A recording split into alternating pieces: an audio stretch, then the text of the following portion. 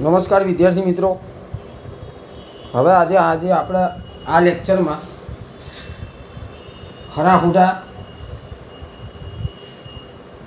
ગયા લેક્ચરમાં 13 સુધી ખરા ખોટા કર્યા હતા। આજે 14થી આપણે સ્ટાર્ટ કરીશું। જો પહેલા ખરા ખોટામાં શું કહે છે? ચોરસ અને સમબાજુ ચતુષ્કોણ સમરૂપ હોય છે। હવે મેં તમને પહેલાં જ કીધું હતું કે સમરૂપ ત્રિકોણ સમરૂપ આકૃતિઓ કોને કહેવાય? જેના આકાર સરખા હોય, જેના આકાર કેવા હોય? સરખા હોય, બરાબર। જેના આકાર કેવા હોય? સરખા હોય, પરંતુ સાઈઝ અલગ અલગ હોય, એટલે કે માપ કેવા હોય? અલગ અલગ હોય। કેવા હોય? માપ અલગ અલગ હોય, બરાબર। તો આને આપણે શું કહેતા હતા? આવી આકૃતિઓને શું કહેતા હતા? સમરૂપ આકૃતિ કહેતા હતા। હવે ચોરસ અને સમબાજુ ચતુષ્કોણ છે, બરાબર। તેના આકાર દેખાવે કેવા હશે? અલગ અલગ હશે, બરાબર, થોડા। એટલે આ સમરૂપ ના હોય કોઈ દિવસ। તો આ વિધાન કેવું છે? ખોટું છે। અહીંયા શું કહે છે કે આ સમરૂપ છે? અહીંયા આપણને એવું કીધું છે કે આ સમરૂપ છે। જુઓ, તો સમરૂપ ના હોય કોઈ દિવસ। ચલો 15મું જુઓ, બે સમરૂપ આકૃતિઓના આકાર સરખા હોય। હમણાં જ કીધું કે સમરૂપ આકૃતિઓના આકાર કેવા હોય? સરખા। તો સાચી વાત છે। જુઓ, આકાર કેવા હોય? સરખા હોય। તો આ વિધાન કેવું છે? સાચું છે। કોઈ પણ બે ચોરસ સમરૂપ હોય છે। ઓકે, સમજો। અહીંયા આવે બે ચોરસ હું દોરી દઉં અહીંયા, ભલે એમની સાઈઝ અલગ અલગ હોય, બરાબર છે, પણ એમના આકાર કેવા છે? સરખા છે। અને ખૂણાઓ પણ કેવા થવાના? સરખા। દરેક ચોરસના બધા જ ખૂણા કેવા હોય? કાટખૂણા। તો આ કેવા થવાના? સરખા જ થવાના ને। એટલે કે આ કેવા થવાના? સમરૂપ થવાના। તો આ વિધાન કેવું છે? એકદમ સાચું છે, બરાબર। ચલો, હવે એના પછી શું કહે છે? નીચેના પૈકી ખાલી જગ્યા સમય સંખ્યા છે। ઓપ્શન જુઓ પહેલાં। સમય પૂછી જાઓ, અસમય નહીં, એટલે ખાસ ધ્યાન રાખજો। અહીંયા આવું ક્યારે પણ આવે ને તો ક્વેશ્ચન પેપરમાં આ રીતે રાઉન્ડ કરી દેવાનું, એટલે તમને ખ્યાલ રહે। ઘણા લોકો શું કરતા હોય? સમયની જગ્યાએ અસમય ટીક માર્ક કરી દેતા હોય, બરાબર। તો એ બી ભૂલો ના થાય એનું ખાસ ધ્યાન રાખવું। નીચેના પૈકી ખાલી જગ્યા સમય સંખ્યા છે। તો ચાલો, પહેલું તો વર્ગમૂળમાં 3, તો આ તો કેવી કહેવાય? અસમય કહેવાય, એટલે આ તો આવે જ નહીં। ચલો પાઈ, આ પણ અસમય કહેવાય, આ પણ ના આવે। 4/0 અને 0/4, આ બંનેમાંથી ગમે તે એક જવાબ હોઈ શકે। હવે તમે સમજો, અહીંયા 4/0, અહીંયા છેદ કેવો છે? શૂન્ય છે, એટલે આ સંખ્યા કેવી કહેવાય? અવ્યાખ્યાયિત કહેવાય। કેવી કહેવાય? અવ્યાખ્યાયિત કહેવાય, એટલે આ તો કોઈ સંખ્યા જ ના હોય, આવી સંખ્યા ના હોય, તો આ પણ ના આવે। 0/4, એટલે 0/4 કરો તો શું થવાના? 0 જ થવાના। અને 0 કેવી કહેવાય? સમય કહેવાય, એટલે આપણો આન્સર શું થવાનું? ડી, 0/4, બરાબર। ચલો એના પછી જોઈએ, એના પછી શું કહે છે? જુઓ, 2517/6250નું દશાંશ વિસ્તરણ ખાલી જગ્યા અંકો પછી શાંત થશે। તો આમાં મેં તમને કીધું હતું, યાદ કરો તમે। સૌથી પહેલાં તો મેં તમને આખું રૂલ્સ આખા લખાયા હતા, બરાબર, કે જો કોઈ સમય સંખ્યા ધ્યાન રાખજો અહીંયા, જો કોઈ સમય સંખ્યા હંમેશા કેવા સ્વરૂપની હોય? PQ સ્વરૂપની હોય, બરાબર ને? PQ સ્વરૂપની હોય। એમાં ક્યુને શું કહેવાય? છેદ। હવે જો કોઈ સંખ્યા હોય, બરાબર છે, સમય સંખ્યા, એનો જે છેદ હોય એને તમે આ રીતે દર્શાવી શકો, 2ની m ઘાત અને 5ની n ઘાત, બરાબર, ઓકે। તો આનું દશાંશ વિતરણ કેવું થવાનું? શાંત થવાનું। કેવું થવાનું? શાંત, બરાબર। હવે વિદ્યાર્થી મિત્રો સમજો, ટોપિક તો આ જ છે, પણ તમને શું કીધું છે કે કેટલા અંકો પછી શાંત થશે? શું કીધું છે તમને?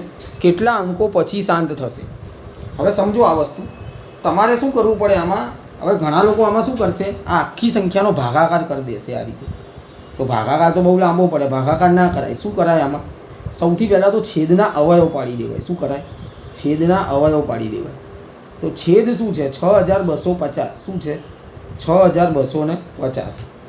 તો પહેલાં તો તમે 6250ના અવયવ પાડી દઈએ આપણે। શું કરીએ? 6250ના અવયવ પાડી દઈએ, બરાબર।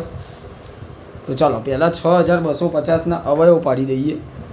કઈ રીતના અવયવ થશે? જુઓ,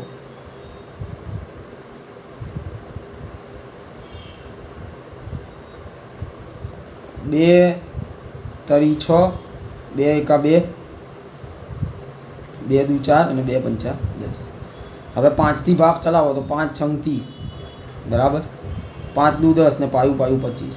ફરીથી 5થી ચલાવો તો 5 એકા 5, 5 દુ 10 ને પાયું 25. ફરીથી 5થી ચલાવો તો 25, પાયું 25, 5 એકા 5. તો 6250ના અવયવ શું થયા? 2 ગુણ્યા 5 કેટલી વાર આવે છે જુઓ, 1 2 3 4 5. તો 2 ગુણ્યા 5ની કેટલી ઘાત થવાની? 5 ઘાત. બરાબર, ખબર પડે છે? હવે જુઓ 2517 છેદમાં 6250 બરાબર. હવે અહીંયા આના અવયવ લખી દો અને ઉપર કશું જ નહીં લખવાનું. હવે અહીંયા 5ની 5 ઘાત છે તો અહીંયા 2ની પણ કેટલી ઘાત હોવી જોઈએ? 5 ઘાત હોવી જોઈએ. તો આપણી જોડે 2ની કેટલી ઘાત છે? 1 ઘાત. એટલે બીજી કેટલી ઘાત જોઈએ? 4 ઘાત જોઈએ, કારણ કે 4 વત્તા 1 5 થવાના. તો અહીંયા 5ની 5. હવે શું થાય જુઓ, 4 અને 1 એટલે કેટલી ઘાત થઈ ગઈ? 2ની 5 ઘાત, 5ની 5 ઘાત. તો 5 દુને કેટલી થઈ? 10ની 5 ઘાત થઈ. હવે આને લખવું હોય તો આ રીતે લખાય 2517 10ની 5 ઘાત એટલે 1ની પાછળ કેટલા મીંડા આવે? 5 મીંડા આવે. બરાબર, ઓકે. હવે જુઓ આનો તમે પોઈન્ટ કાપો તો શું થાય? 1 2 3 4 5 બરાબર. એટલે આ રીતે લખવાનું જુઓ 2517 1 2 3 4 અને 5મી સંખ્યા નથી તો 0, પછી 0 બરાબર. તો કેટલા અંકો પછી આનું દશાંશ વિતરણ શાંત થાય? તો જુઓ પોઈન્ટ પછી કેટલા આંકડા છે? 1 2 3 4 5. તો 5 આંકડા પછી આનું દશાંશ વિતરણ શાંત થાય. તો આનો આન્સર શું આવશે વિદ્યાર્થી મિત્રો? 5 આવશે. બરાબર. ચલો એના પછી જુઓ હવે 138ના છેદમાં 75 ને ખાલી જગ્યા દ્વારા દર્શાવાય છે. 138 એટલે કે એનું દશાંશ સ્વરૂપ કયું થાય એમ આપણને એવું પૂછ્યું છે. બરાબર છે. હવે સમજો આવા સૌથી પહેલાં 138 છેદમાં 75 લખી નાખવાનું. જોઈ લો આ બેનું ક્યાંય છેદ ઉડે છે? હા ઉડે. 25 તરી 75 અહીંયા ઉડાડો, 4 તરી 12 4 આવશે અને 46 આવશે. અહીંયા 3 3 ઉડી ગયા. તો 46ના છેદમાં શું આવ્યું? 25 આવ્યા. હવે છેદના અવયવ પાડો. 25ના અવયવ શું થાય? 5નો વર્ગ. હવે મેં તમને હમણાં જ કીધું હતું આ શરત જુઓ કે જે કોઈ સમય સંખ્યાનું દશાંશ સ્વરૂપ આ રીતનું હશે 2ની m ઘાત ગુણ્યા 5ની n ઘાત, તો એ કેવું હશે? શાંત હશે. બરાબર, ઓકે. તો અહીંયા 5ની કેટલી ઘાત આવી? 2. એટલે કે 2ની m ઘાત ગુણ્યા 5ની n ઘાત તો થઈ જ ને. હવે તમે એમ કહેશો કે સાહેબ ના થાય, કેમ? કારણ કે 2ની m ઘાત તો 2ની તો ઘાત છે નહીં. તો આ રીતે લખી શકાય? 2ની 0 ઘાત લખાય કે નહીં? તો હવે થઈ ગઈ કે નહીં? તો આનું દશાંશ સ્વરૂપ કેવું થાય? શાંત થશે. કેવું થશે? શાંત. કારણ કે આ શરતનું શું થયું? પાલન થઈ ગયું. બરાબર. ચલો એના પછી હવે નેક્સ્ટ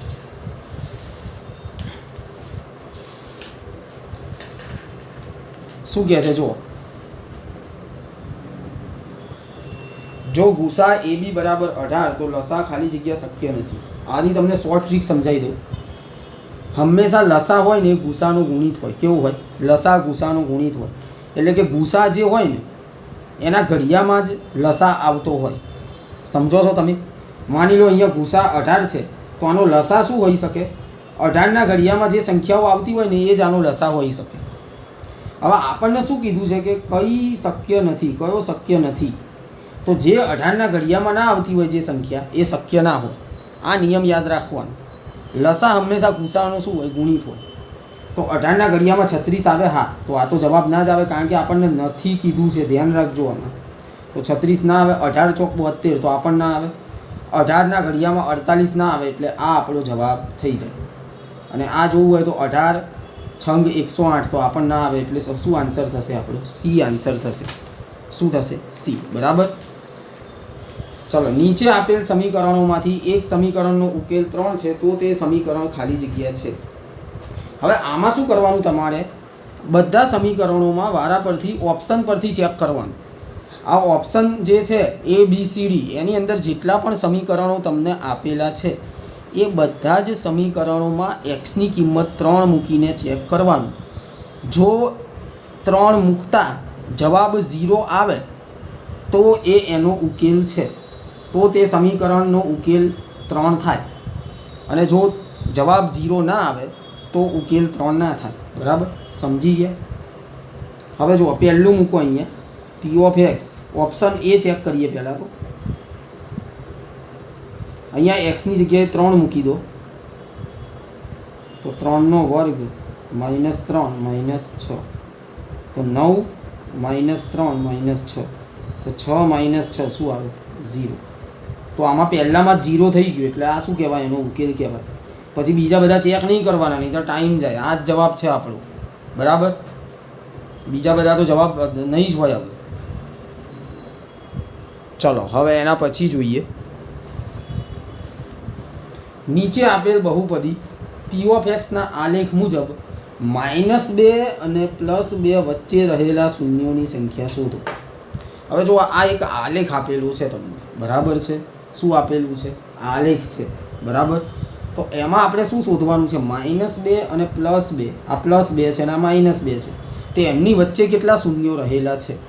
હવે વિદ્યાર્થી મિત્રો, તમને એટલી તો ખબર જ હશે કે જો y બરાબર પી ઓફ એક્સના આલેખમાં, જો y બરાબર પી ઓફ એક્સના આલેખમાં, બરાબર, જે વક્ર હોય, આ વક્ર કહેવાય. જો આ વક્ર હોય એ એક્સ અક્ષને જેટલા બિંદુમાં છેદે એટલા શૂન્યો મળે. હવે સમજો શું થશે આમાં. ઘણા વિદ્યાર્થી મિત્રો ભૂલ આમાં એવી કરશે કે એક્સ અક્ષને કેટલા બિંદુમાં છેદે છે? 1 2 3 4. તો અહીંયા 4 શૂન્યો મળે. તો અહીંયા જવાબ 4 આપેલો જ છે એટલે આ ટીક કરી દેશે. પણ થોડો પ્રશ્ન વાંચવાનો. તમને એવું પૂછ્યું છે કે -2 અને +2 વચ્ચે રહેલા શૂન્યો. તો આ -2 અહીંયા છે એક શૂન્ય, પણ આને ગણવાનું નહીં, અને +2 આને પણ નહીં ગણવાનું, એની વચ્ચેના ગણવાના. તો કયા કયા આવશે? એક તો આ આવશે -1 અને આ +1. તો કેટલા શૂન્યો થયા? હવે 2 શૂન્યો થયા. તો આપણો જવાબ શું આવશે? સી આવશે. તો ઉતાવળ નહીં કરવાની. ખાલી તમને એવું પૂછ્યું હોય કે આવું ના આપેલું હોય અને એમ પૂછ્યું હોય કે ખાલી શૂન્યોની સંખ્યા, તો જવાબ કેટલો આવે? 4 આવે. પણ આપણને અહીંયા સ્પષ્ટ રીતે અહીંયા કીધેલું છે. બરાબર, એટલા માટે. ચાલો હવે આગળ વધીએ. શું કહે છે? જુઓ, a બરાબર -3, b બરાબર 5, c બરાબર 7 અને d બરાબર 1 થી મળતી પ્રમાણિત દ્વિઘાત બહુપદી ખાલી જગ્યા છે. બરાબર, સોરી અત્યારે દેખાતું નહોતું. a બરાબર -3, b બરાબર 5, c બરાબર 7 અને d બરાબર 1 થી મળતી દ્વિઘાત બહુપદી, ત્રિઘાત બહુપદી ખાલી જગ્યા છે. તો આ a b c અને d ની કિંમતો આપેલી છે વિદ્યાર્થી મિત્રો. હવે તમારે કરવાનું શું? ત્રિઘાત બહુપદીનું પ્રમાણિત સ્વરૂપ તમને આવડવું જોઈએ. શું આવે?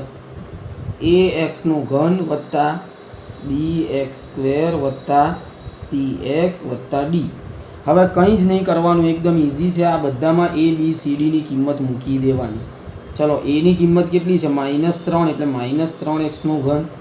b કેટલા છે? 5 એટલે 5x². c કેટલા છે? 7 એટલે 7x. અને d કેટલા છે? 1 એટલે +1. હવે આવું સમીકરણ અહીંયા ક્યાંય છે? જોઈ લો. છે જ ને? શું છે? આવી રહ્યું ને, b. તો આ આપણો જવાબ. બરાબર, ચલો હવે શું કહે છે? 24માં જોઈએ. x² + 99x + 127 ના બંને શૂન્યોની સંજ્ઞા ખાલી જગ્યા છે. તમારે સંજ્ઞા ખાલી જોવાની છે. ખ્યાલ રાખજો આમાં. બરાબર, શૂન્યો શોધવાના જ નહીં, ખાલી સંજ્ઞા જોવાની છે. ધન છે, ઋણ છે, સમાન છે કે વિરોધી છે, બંને શૂન્યોની સંજ્ઞા. બરાબર, તો જુઓ હવે અહીંયા થશે શું? આ જે બહુપદી આપી છે તમને, આને તમે a b c લખી નાખો. પહેલાં a એટલે શું થાય? x² નો સહગુણક. શું થાય? x² નો સહગુણક. તો x² નો સહગુણક શું છે? 1. b એટલે s નો સહગુણક કેટલો છે? 99. c એટલે અચળ પદ કેટલું છે? 127. હવે a b c બધા કેવા છે? 0 કરતાં મોટા. બધા કેવા છે? 0 કરતાં મોટા. અને જો a b અને c આ ત્રણેય 0 કરતાં મોટા હોય તો જે શૂન્યો મળે એ શૂન્યો કેવા હોય? ઋણ હોય. કેવા હોય? ઋણ હોય. આ યાદ રાખજો. કેવા હોય? ઋણ હોય. બરાબર, આ યાદ રાખવાનું ખાસ. તો જવાબ શું આવશે એમાં? બી, ઋણ આવશે. ખ્યાલ આવે છે? બરાબર. ચલો એના પછી હવે જઈએ આગળ.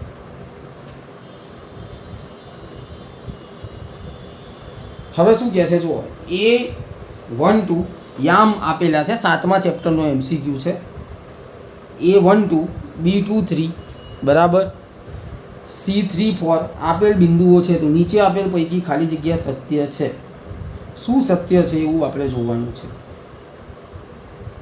હવે જુઓ, આ દાખલો આમ તો જોવા જઈએ ને તો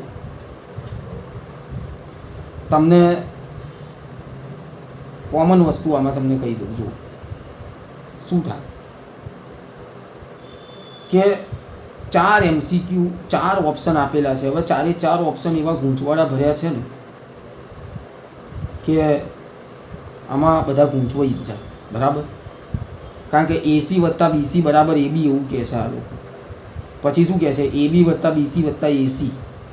પછી એવું કહે છે કે C એ ABનું મધ્ય બિંદુ છે અને D A B અને C સમરેખ નથી, આવું કહે છે. હવે જુઓ, સમજો તમે આમાં સૌથી પહેલી વસ્તુ કે તમારે પહેલી વસ્તુ તો આમાં અંતરસૂત્રની મદદથી AB BC અને AC શોધી નાખવા પડે. બરાબર, પછી જ આનું કંઈક થાય. તો અંતરસૂત્રની મદદથી પહેલાં AB² શોધો. બરાબર, ડાયરેક્ટ જ કરાવું છું. હવે AB² એટલે શું થાય? આ બંનેના x યામની બાદબાકી 1 - 2નો વર્ગ વત્તા 2 - 3નો વર્ગ. 1માંથી 2 જાય તો -1નો વર્ગ, 2માંથી 3 જાય તો -1નો વર્ગ, -1નો વર્ગ, -1નો વર્ગ, 1 વત્તા 1 થવાનો. 1 વત્તા 1 કરો તો કેટલા થાય? 2. તો AB² બરાબર 2 હોય તો AB બરાબર કેટલા થાય? વર્ગમૂળની અંદર 2 થાય. જો AB બરાબર શું થાય? વર્ગમૂળની અંદર 2.